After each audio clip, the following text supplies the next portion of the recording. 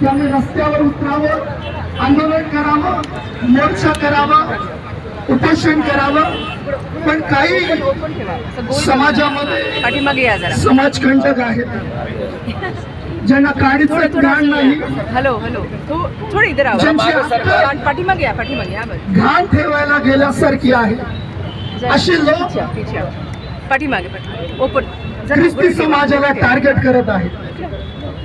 मागील 2-3 महिन्यापासून विनाकारण काही ठिकाणी धानोरीमध्ये काही पोस्टर्स रोडवर लावण्यात आले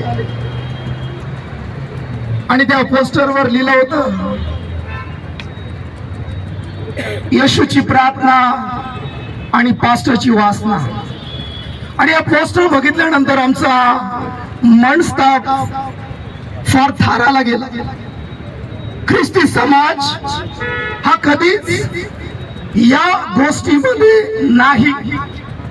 आज पुणे शहरामध्ये असो किंवा महाराष्ट्रामध्ये असो कित्येक बलात्कारचे केस रोज होतात, तरी सुद्धा एका जो माणूस ख्रिस्ती नाहीये, जो पास्टर नाहीये, जो फादर नाहीये, अशा माणसाचं नाव रस्त्याला लावून ख्रिस्ती समाजाला काही लोकांनी बदनाम करायचा प्रयत्न केला.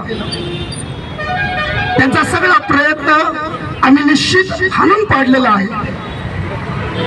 काही गुंड प्रवृत्तीचे समाजकंटक आमचं नाव बदनाम करत आहे.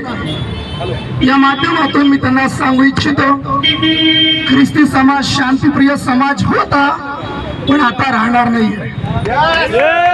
आता त्या गुंडांना सांगायचे, वीट का जवाब अभी वीट से देंगे. आणि धर्मांतराचं हे पिल्लू खोट सगळ्या लोकांमध्ये पसरवायचं काम करत आहे. परंतु खरं पाहिलं तर आम्ही काही एवढे भोळे भाबडे नाहीये की कोणी येईल आणि आपला धर्म बदलेल.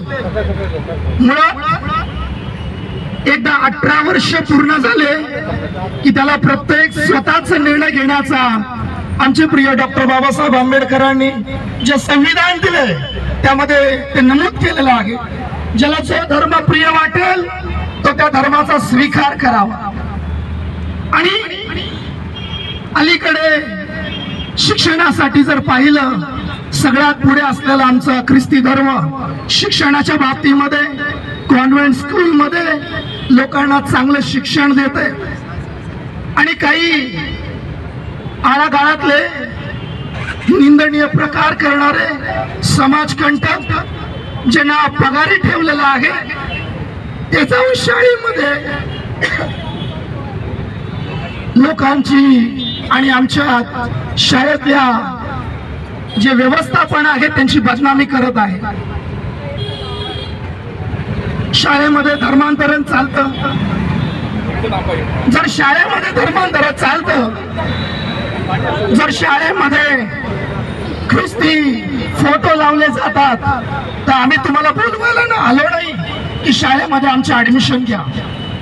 आम्ही चर्चमध्ये तुम्हाला बोलवायला आलो नाही की आमच्या चर्चमध्ये या. आम्हाला गरज नाहीये.